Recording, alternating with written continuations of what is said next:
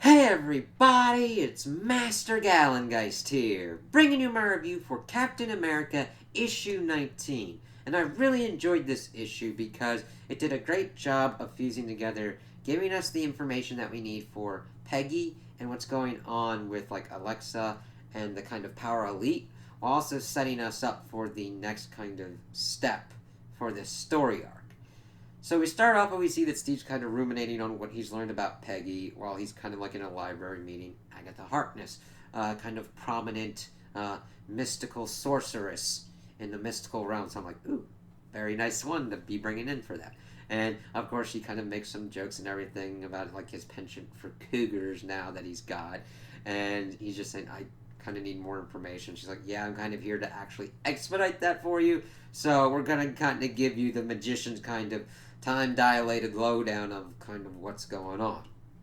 So they kind of go forward, and we see that they go into the past and see that the Daughters of Liberty were originally the Daughters of Light, and that, of course, they were in like an enlightenment kind of stuff and going into ideas and all that. But of course, there's a lot of people that didn't like that kind of stuff.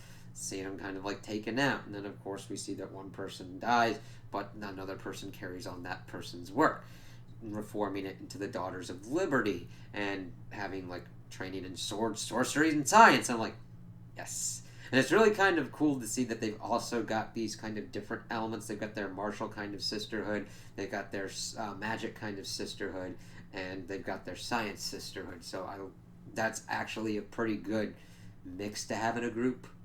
And we see that they have originally had a captain Dryad. So we're like, okay, so that means Peggy is the top one of the Daughters of Liberty for this. Is like, okay, good to know that. See all the different kind of stuff of all the different kind of dryads, and then they get to Peggy, and it's like, okay, you got to watch this. This is important.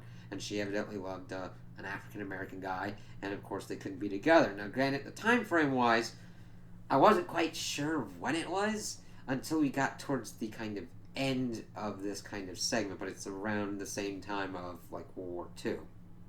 Because after she had that meeting with the man that she loved, Alexa, well, not Lucan at this point, but Volkov came and be like, hey, yeah, he pretty much said that you couldn't be together because of what this country is, even though it talks about all the songs and the poems about being for liberty and all that. You don't really need to boast for that. And Peggy's like, what's your accent? Where are you from? Russia. And of course, Russia was doing their own kind of thing for liberty as well. And we come to find out that Alexa was in the Daughters of Liberty and brought Peggy in and had become her handler and trained her for her first assignment.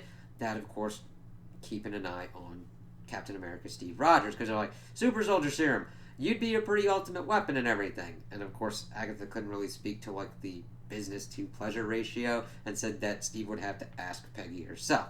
They then come back out of the kind of time dilation thing, and Steve's able to kind of like talk to her and like, hey, how are you not dead? And she's like, well, that's a funny question coming from you, but Alexa's kind of modus operandi was necromancy with her form of sorcery. So death, it's a little bit more loose with her. She just has to pay a toll and all that kind of stuff. Me, that she doesn't really give us the complete rundown, but like she kind of alludes that everybody's a kid because of her age and that she came back because she was needed. It's like, okay, we'll have to see, because as we've learned, and like Doctor Strange, everything's got its price, especially when bringing back somebody from the dead. So we'll have to see if that comes into play at all.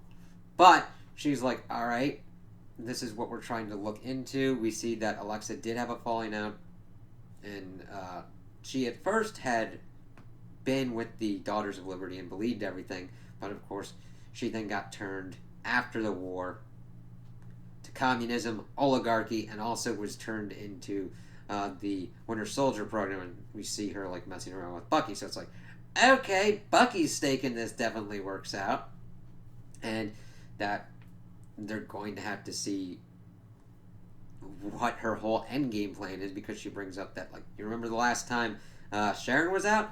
Well, evidently she had a bit of her soul extracted, and that we have to go find this stone because that's a kind of byproduct. They need to get that, save Ronnie, save the world kind of deal. And then, of course, that's when Sharon, Bucky, and Sam pop up, and they lay out a very convincing argument of why they didn't lay this on Steve, because of everything that had happened, like the Zola dimension, everything of like this Empire thing that was going on with Hydra and all that, and then of course being framed and put into a prison. They're like, it's not a good thing to like put all of that on you, because at first they weren't sure, but once they got more information, everything just kept piling up, and they're like, we didn't want to pile that up on you.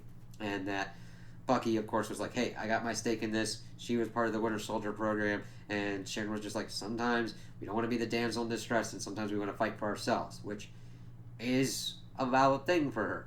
But there's also the thing of like, sometimes people who are your friends and who are people who care about you want to help you with that. And that's, of course, what Steve's bringing up of like, hey, I've always needed a team, and I've always needed you on that team. And they pretty much make up saying, like, she's like, yeah, I shouldn't have kept secrets from you. And Steve's like, yeah, I should have trusted you. Handing back her phone, is like, all right, we'll make a trade. As she gives him back his shield, and it's like, are you sure I'm ready for this? And they're like, yeah. And running down that pretty much the cops in the country are pretty much good with him because of the whole thing that he dealt with in the previous issue, and that, yeah, listen, you kind of need that back because, hey, what was that whole thing for taking part of Ronnie's soul? Bringing back Alexander. You know, if he's back, who else is back? And then Steve's like, all right, I'm ready. Let's do this. So I really liked how this was laid out, because this could have very easily felt like an info dump kind of issue. Now, granted, we do have info dumping going on, but it's not just completely boom. We have a nice flow of it. We get our history of the Daughters of Liberty, Peggy's history, how she's connected with Alexa, and kind of where we are in her plan, and then trying to figure out what the rest of her plan is and stop her, now that we've also got the Red Skull riding around in Alexander's head and that kind of wild card in place. I'm like, yes, all right, this was a good kind of breather issue that we needed after what was going on with Scourge, so we're set up for the next part of the arc, and I can't wait to see what happens next. So those are my opinions on the issue. Tell me what you guys think in the comments below. If you liked it, if you didn't like it, if you agree with me, if you disagree with me. Also, like and subscribe, and I hope you have a good day.